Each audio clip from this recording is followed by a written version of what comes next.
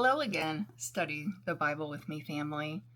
Wanted to talk with you in regards to the third gift that I see from the story of the woman with the issue of blood and Jairus, who implores Jesus to come and heal his daughter who's on the verge of death.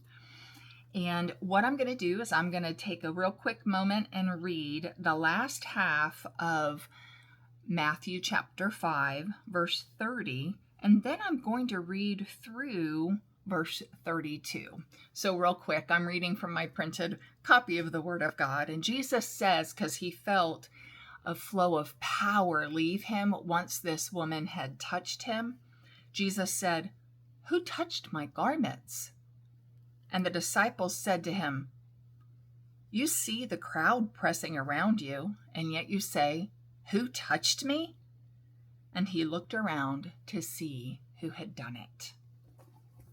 So, inquiring about how this flow of power has left him, Jesus asked the question, "Who touched me?"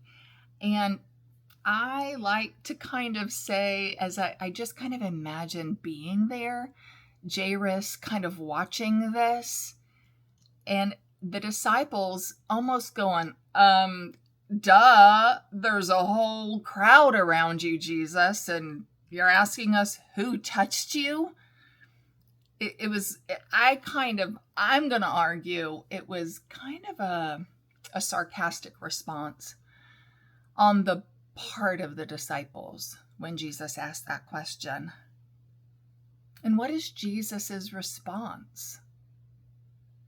Yeah, it's silence. I call this the gift of silence. There are going to be times where we need the gift of silence. And in our society where we are so prone to respond at anything and everything, and this includes, frightfully, far too frequently, we respond with sarcasm. Jesus refuses to do that. He just realizes, okay, it's not necessary for me to respond to that.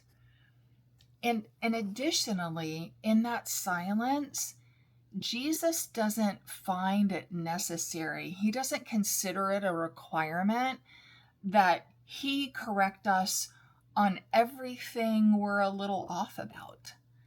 You know, maybe the disciples' response was a little sarcastic. Well, he doesn't look at them and return sarcasm and go, that was not necessary. Or even say it without sarcasm. That response wasn't necessary. He just responds in silence.